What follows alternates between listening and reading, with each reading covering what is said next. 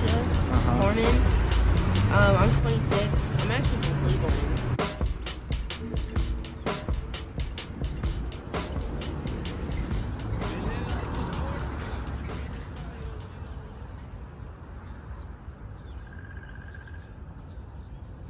How long have you been homeless for? About it'll be a year in about, I was saying like May. In the cold too? Oh my yeah, gosh. Technically this was my first winter outside. Oh, Jesus. In like tents and stuff. This is my second winter being like homeless, but the first winter, I would say last year, I really wasn't homeless. I was couch hopping, so I was still inside. Like I didn't have to worry about being outside. This is my first time actually like being outside. I live in tents and stuff now.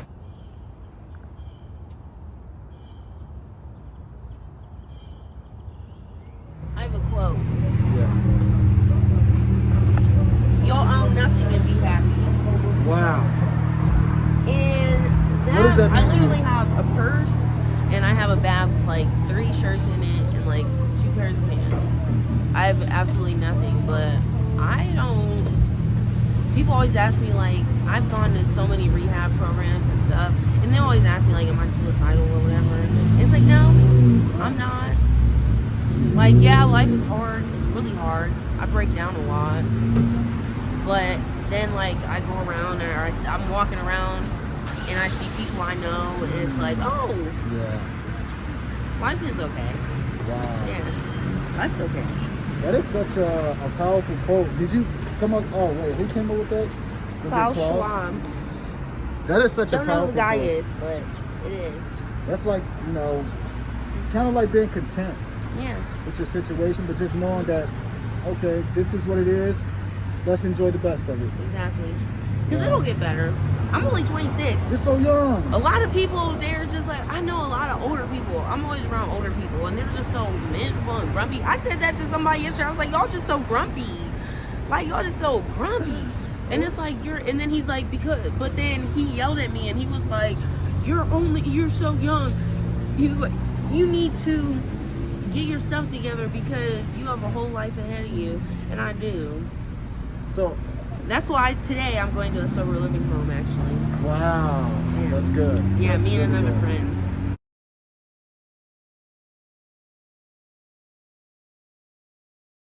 People don't care. They just think we're all just a bunch of drug addicts and it's our fault that we're here. And honestly, mine was just bad luck. It was just like a series of bad luck. I moved in with this guy. He was supposed to move to Tennessee. He never moved to Tennessee. Really? He ended up staying there way too long, but I stuck it out. He was weird. He was a pervert. Oh. And I stuck it out. I started getting mail there and everything. And then he finally up and moved. One day I went with a friend and she took me out east. And I just kept having this bad feeling. And I'm like, I thought it was associated with me hanging out with her because of the stuff she had going on. But really, it was because he was at the apartment moving out. Literally all my stuff was in the apartment. Yes, all my stuff. Where's your family? My parents still live in Cleveland. Do they know my dad, my mom, she's a drug addict. She's really bad. Oh. Sorry, Mom. If you ever see this, I'm sorry. She's bad. My dad, he works and stuff, but there's only so much he can do, so he says. I don't know. He like, it's weird. He always promises things and he never follows through. Oh. Like, he was supposed to send for me like 3 months ago. Really? Yeah. I'm so sad. You still like battling with that? Yes. Okay. That's why I'm going to the sober living home tomorrow. Because I'm tired of this. Yes. I found there are good programs. There's not enough. Like, everybody suggests Mary Haven. I was just about to say that. You don't like it? I've been there 4 times in the last year. 4 times. That's okay. Everybody move at their own pace. Yeah. I will say all the ones I've been to, okay? I finished Mary Haven successfully, but the waiting list was so damn long, I would have been better off out on the street because it was like a month. I can't stand detox for a month. I was gonna have to wait out on the street anyway. Being out here, you cannot stay sober. I know. It was so hard. Everybody I know, including myself, falls deeper because they're out here. Wow. Like, even if you're doing dates, like, people who do dates, like, prostitution or whatever, it's gonna happen eventually.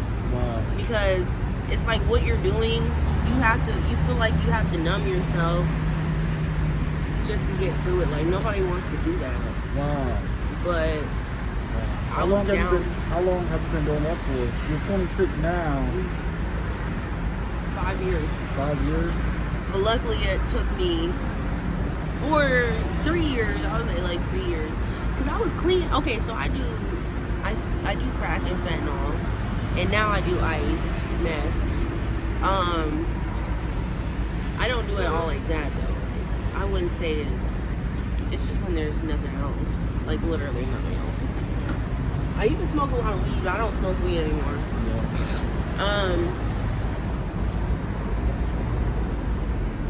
I've been doing fentanyl for longer though. Wow. But I was clean off that for 6 months. Okay. That's progress right there. That's progress. I was clean from, I would say, September all the way until I ended up back out here. I think that was like, when my little sister died, right around my birthday in August. Jeez. So it lasted, oh wow, that was longer than I thought it was. It was official in, I started getting sober in September. It was official in November. I was going to groups, I was going to church. Oh. Yeah, and it was because of this white dude I was living with that ended up abandoning me. So sorry.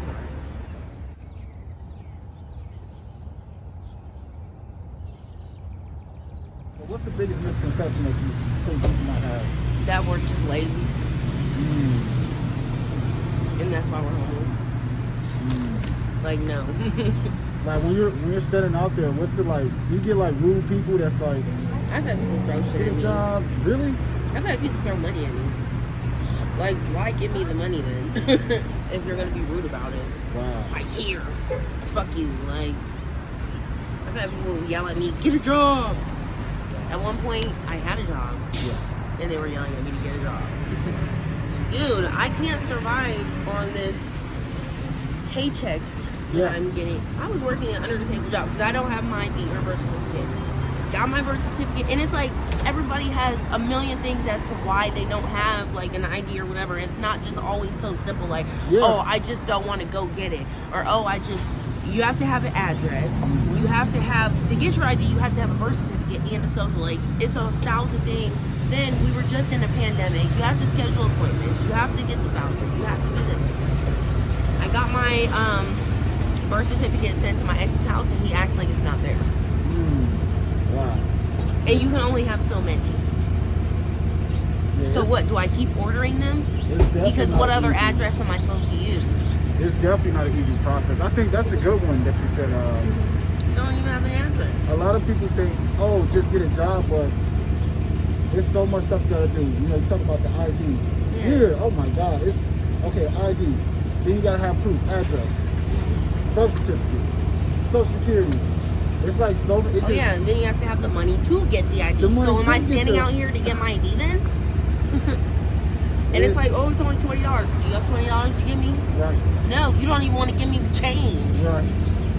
If you had 3 wishes, what would it be?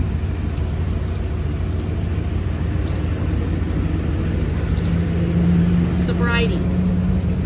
Forever sobriety. My little sister would come back. And I would say stability.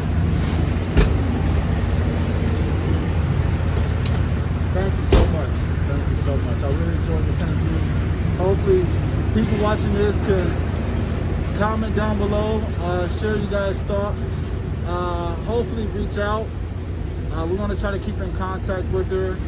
You guys stay tuned for more. Thank you so much.